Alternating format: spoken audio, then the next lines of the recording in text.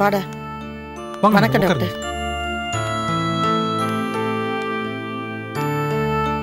என்ன ப்ராப்ளம்? ஜுரம் டாக்டர், ஃபீவரிஷா இருக்கு. எப்போலேருந்து அப்படி இருக்கு? நேற்று நைட்லேருந்தே இந்த மாதிரி இருக்கு. நர்ஸ், டெம்பரேச்சர் செக் பண்ணுங்க. ரொம்ப ஜாஸ்தியா தான் இருக்கு டாக்டர். எவ்வளோ இருக்குன்னு பார்த்துலாம். வாய் தருங்க.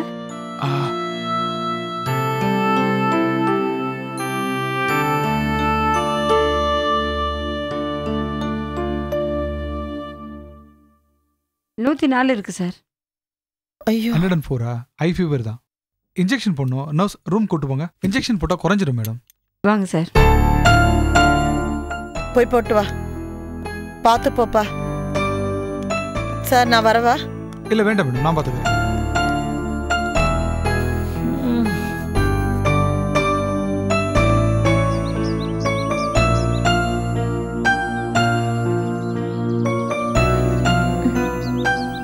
என்னால தானே அடி வாங்கினாரு. நான் கண்டுக்காம போனேன்னு வேதனைப்பட்டிருப்பாரோ. ஒருவேளை அவரு நல்லவராகவே இருந்தா நான் தான் ஸ்ருதி பேச்சு கேட்டுக்கிட்டு அவரை கெட்டவரா கற்பனை பண்ணிக்கிறேனோ. அது தப்பு தானே.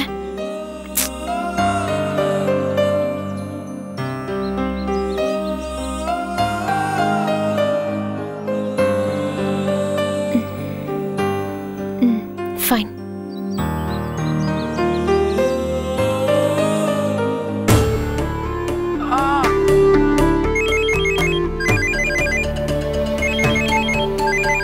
யாரு ஜோ? பேசாம அட்டன் பண்ண வேண்டாம். அவனுக்கு வர போனை அட்டன் பண்றது அவ்வளவு நாகரிகம் இல்லை.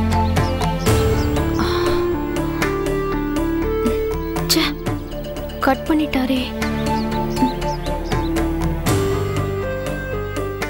நான் அவர் அடி வாங்கினதை பார்த்துட்டு கண்டுக்காம போனேன்னு தப்பா தான் நினைக்கிறாரு. எப்படியாவது சொல்லணும். நான் அப்படி இல்லைன்னு அவர்கிட்ட சொல்லியே ஆகணும். ஃபைன்.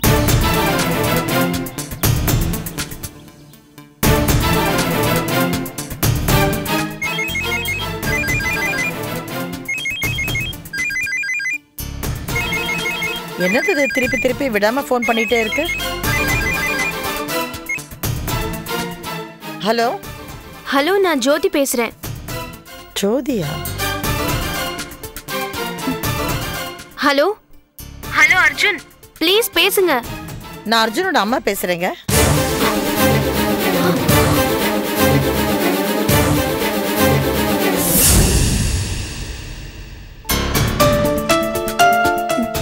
இல்ல ஆண்டி, நான் அர்ஜுன் கிட்ட பேசணும். அவனுக்கு ரொம்ப ஹை ஃபீவர்மா.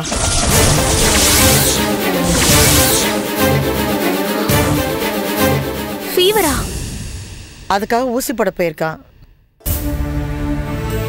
அம்மா நீங்க என்ன விஷயமா பேசணும்? இல்ல ஆண்டி, தட்ஸ் ஓகே ஆண்டி. நீங்க நான் ஃபோன் பண்ணன்னு மட்டும் சொல்லிடுங்க. சரிம்மா, நான் சொல்லிடுறேன். ஓகே ஓகே சொல்லிடுறேன். யாருமா ஃபோன்ல? யாரோ ஜோதியா உங்ககிட்ட பேசணுமா? ஜோ. அச்சோ, ஒருவேளை அடி ஓவரா பட்டதுனால ஃபீவர் வந்துருச்சோ? இதுக்கெல்லாம் நான் தான் காரணம். என்ன ரொம்பவே தப்பா நினைச்சிருப்பாருன்னு நல்லா தெரியுது. ஃபீவர் ரொம்ப ஹையா இருக்கு. சரிங்க. இன்ஜெக்ஷன் போட்டிருக்கேன். எங்கேயும் அலைய வேண்டாம்னு சொல்லுங்க. சரிங்க டாக்டர். டேப்லெட்ஸ் எழுதியிருக்கேன். 3 வேளை கொடுங்க, சரியா போயிடும். சரிங்க டாக்டர், எழுதி கொடுங்க.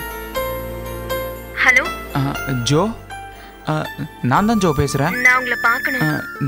எங்க எங்க இருக்கீங்க ஜோ? அன்னைக்கு மீட் பண்ணல அங்கதான். சரி, நான் ஒரு 10 மினிட்ஸ்ல வந்துடுறேன் ஜோ. ஒன்றும் ப்ராப்ளம் இல்லை ஜோ. இப்பதானே நீ எங்கேயும் வெளில போக கூடாதுன்னு டாக்டர் சொன்னாரு. ஒரு நிமிஷம் 104 ஜுரம். டாக்டர், உங்க ஃபீஸ் எவ்வளோ?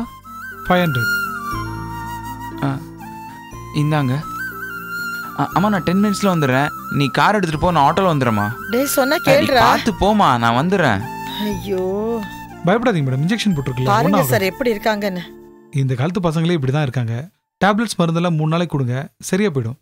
சரி கொடுங்க. இந்தாங்க. உடனே வரேன்னாரு. 10 நிமிஷம் ஆச்சு, இன்னும் வரல. கெஞ்சினா மிஞ்சு வாங்கன்றது இதானா? நாமளா கூப்பிட்டா ஆம்பளைங்க காக்க வைப்பாங்களோ? ச்சே, அவருக்கு பயங்கர ஜுரம்னு அவங்க அம்மா சொன்னாங்களே, அதனால லேட் ஆகுதோ? சாரி ஜோ, வழியில் டிராஃபிக் ஜாம் ஆயிடுச்சு. இல்லைன்னா சீக்கிரமாக வந்திருப்பேன். That's okay Arjun.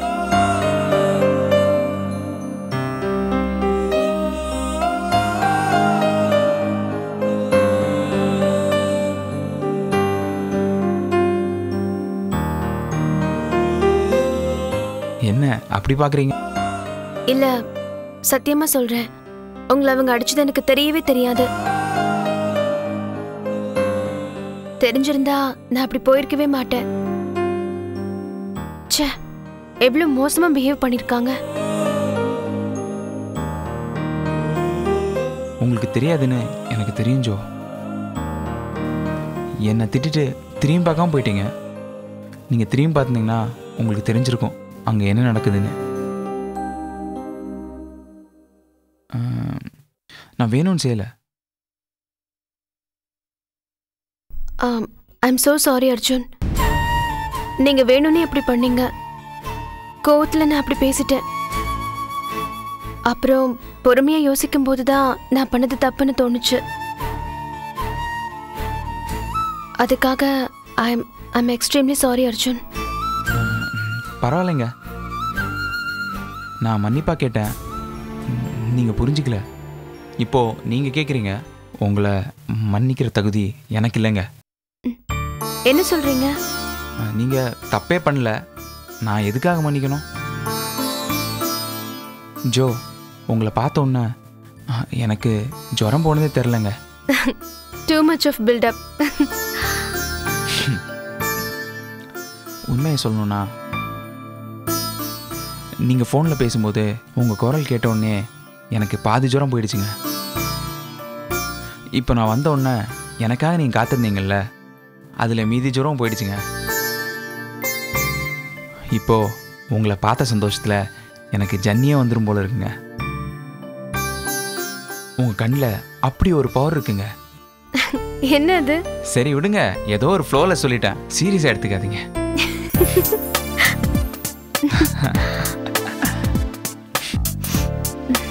சரி, உண்மையில் உங்களுக்கு இப்போ என் மேலே கோவம் இல்லைல்ல? அப்போது அடிக்கடி முன்ன மாதிரி மீட் பண்ணலாம்ல? அஃப்கோர்ஸ். ஆமாம், எங்கே மீட் பண்ண போகிறோம்? இங்கேயா இல்லை ஃபாரின்லையா? No idea Arjun. டைமை பொறுத்தது. கண்டிப்பா I'll call you. ஆனா ஒரு விஷயம் ஞாபகம் வச்சுக்கோங்க அர்ஜுன், எல்லாத்துக்குமே ஒரு எல்லை இருக்கு.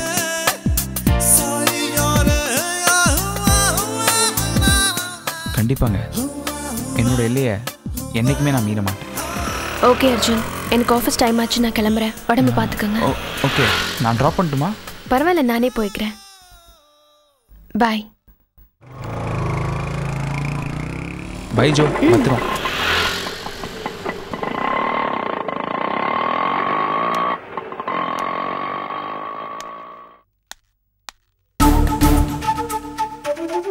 அம்மா, அண்ணா வரா. அம்மா, மணி என்ன ஆகுது? பனி வேற பெய்யுது, ஏமா வெளில உட்காந்துட்டு இருக்கீங்க? ஐயோ அண்ணா, அம்மா உன்கிட்ட பேசவே மாட்டாங்க. ஏன், நான் என்ன தப்பு பண்ணேன்? நான் ஏன் பேசக்கூடாது? பின்ன அம்மாவை அம்போன்னு ஹாஸ்பிட்டல்ல தனியா விட்டுட்டு போயிட்டா, இனிமே அம்மா உன்னை நம்பி எங்கேயோ வரமாட்டாங்க. கரெக்ட் தானம்மா? கரெக்ட். என்னை மாட்டியா விட்ற? உன்னை அப்புறம் வச்சுக்கிறேன். நீ ஒருத்தி தான் செல்ல என்ன புரிஞ்சுக்கிற. சில மரமாட்டைங்களுக்கு எதுவும் புரிய மாட்டேங்குது. அம்மா, நான் என்ன குழந்தையா? ஹாஸ்பிட்டல்லேருந்து எனக்கு வர தெரியாதாம்மா? அதானே அண்ணா சொல்றது கரெக்ட் தானம்மா? அண்ணா என்ன குழந்தையா? ஏய், நீ என்ன சேம் செட் கோல் போடுறியா? நீ எனக்கு எப்போ குழந்தை தாண்டா. அம்மா, நான் வெளில போனா வரமாட்டேனாமா? நீ வருவதாண்டா. ஆனா பழைய அர்ஜுனா வரியா இல்ல புது அர்ஜுனா வரியான்னு தான் எனக்கு பயம். என்னம்மா என்னென்னமோ பேசுற? நான் எப்பவுமே உன் பிள்ளை அர்ஜுன் தாம்மா. கேட்கறதுக்கு ரொம்ப சந்தோஷமா இருக்கு. உண்மையிலேயே அப்படிதான் இருக்கேன்னா ரொம்ப நிம்மதியா இருப்பேன். ஏம்மா இப்போ நிம்மதி கெற அளவு நான் என்னம்மா பண்ணேன்? ஏண்டா அது கூட நானே சொல்லணுமா? எவ்வளோ ஹை டெம்பரேச்சர் உனக்கு இருந்தது? டாக்டர் என்ன சொன்னாரு? ரெஸ்ட் எடுன்னு தானே சொன்னாரு. எந்திரிச்சு நடக்க கூட முடியாம இருந்த நீ உன்னை எழுப்பி டாக்டர்கிட்ட கூட்டு வந்த. அவ யாரும் ஃபோன் பண்ணாலே, அவ பேர் என்ன? ஜோதி. அவ குரல போன்ல கேட்ட உடனே எந்திரிச்சு உடனே குடுகுடுன்னு ஓடுற. அது மனசுல வந்துட்டா எல்லா ஜுரமும் போயிடுமா. ஏன்னா அது ஒரு நோயின்னு நான் நிறைய புத்தகத்துல படிச்சிருக்கேன். எங்க உனக்கும் அந்த காத்து அடிச்சிருச்சோன்னு எனக்கு கொஞ்சம் பயமா தான் இருக்கு.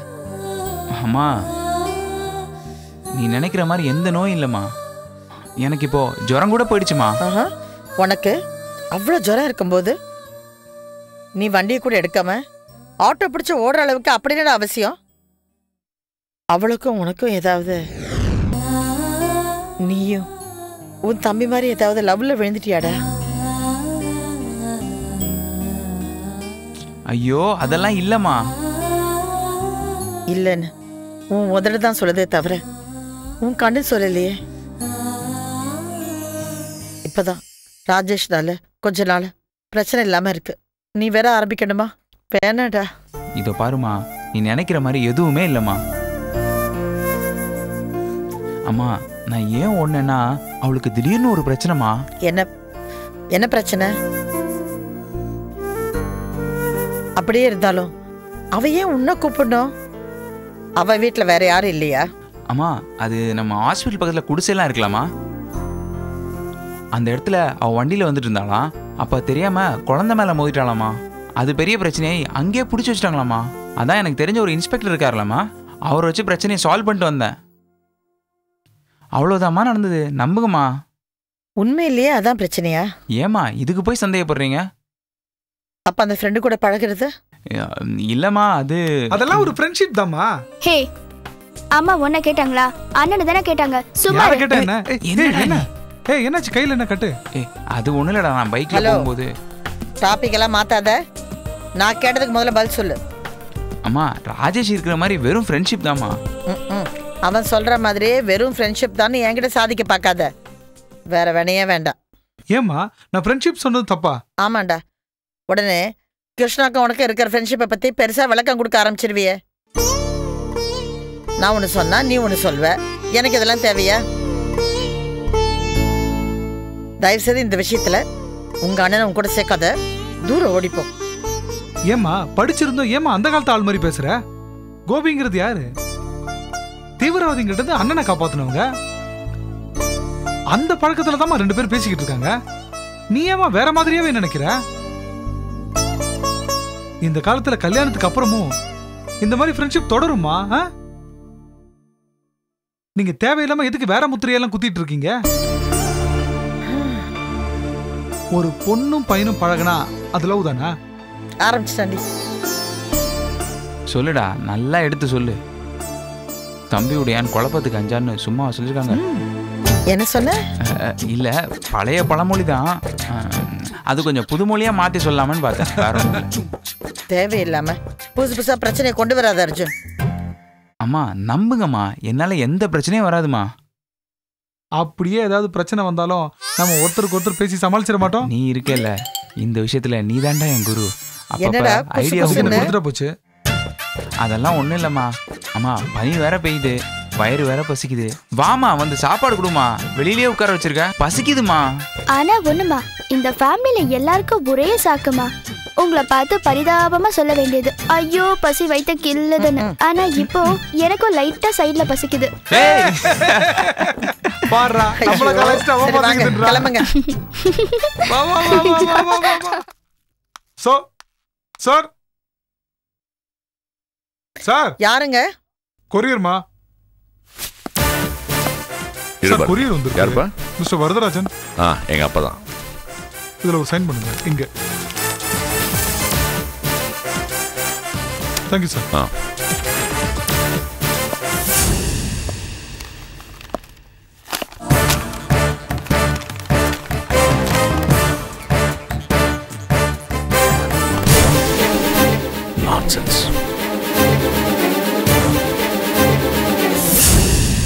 அப்பா அப்பா என்னடா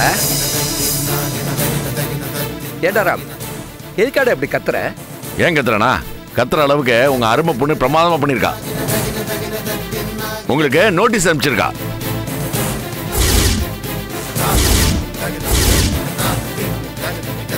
கோர்ட் நோட்டீஸா? அதுக்குள்ள வித்யா அவசரப்பட்டுட்டாளே.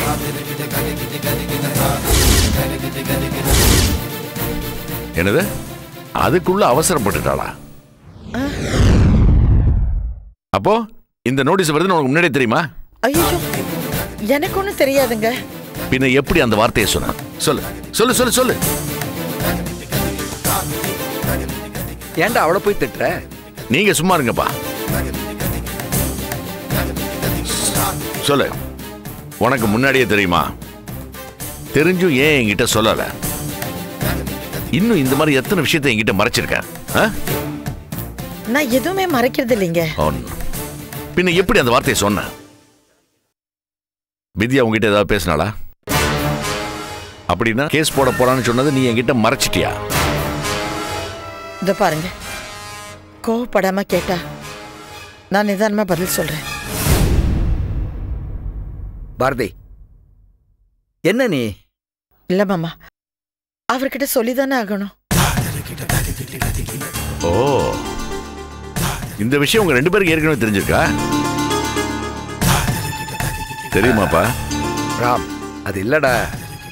இதோ பாருங்க, கிராமத்துல கிருஷ்ணா ஆஸ்பத்திரி கட்ட முடியாம போனதுனால அவ நம்மகிட்ட தோத்துட்டோன்னு ரொம்ப அப்செட் ஆயிருப்பா. அதனால கண்டிப்பா நமக்கு ஏதாவது தொந்தரவு கொடுப்பாளோ என்னமோன்னு பேச்சு வரும்போது நான் தான் மாமாட்ட சொன்னேன். ஒண்ணுமே நடக்கலன்னா அவ கண்டிப்பா வித்யாவை விட்டு சொத்துக்காக கேஸ் போட வைப்பான்னு நினைச்சேன்.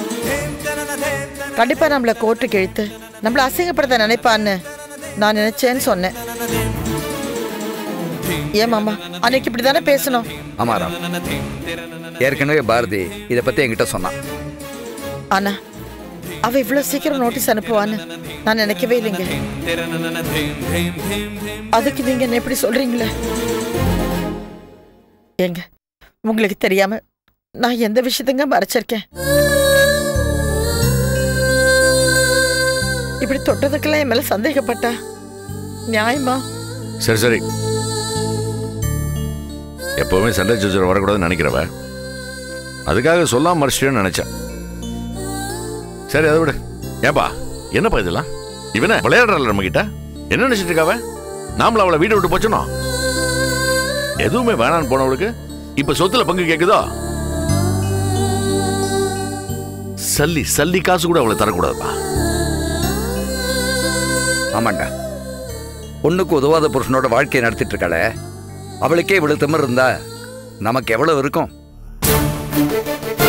சல்லி காசு கூட அவளுக்கு கொடுக்க எனக்கு இஷ்டம் இல்லடா. ஆனா சட்டம் இப்போ மாறிடுச்சே. பொண்ணுக்கும் சொத்துல பங்குண்டுன்னு சொல்றாங்களே, நாம கொடுக்காட்டாலும் சட்டம் பங்கை வாங்கி கொடுத்துருமே. பாப்போம். அவளா கேட்டிருந்தா பாவம் போனா போதுன்னு ஏதாவது கொடுத்துருக்கலாம். அதை விட்டுட்டு இப்போ நோட்டீஸ் அனுப்பிச்சிருக்கால, அவளா நாமளானே கோர்ட்ல பாத்துருவோம். என்னங்க நீங்க? எவ்வளவு திமிர் இருந்தா கிருஷ்ணா பேச்சு கேட்டுக்கிட்டு இப்படி கோர்ட்ல இருந்து நோட்டீஸ் அனுப்பிச்சிருப்பா?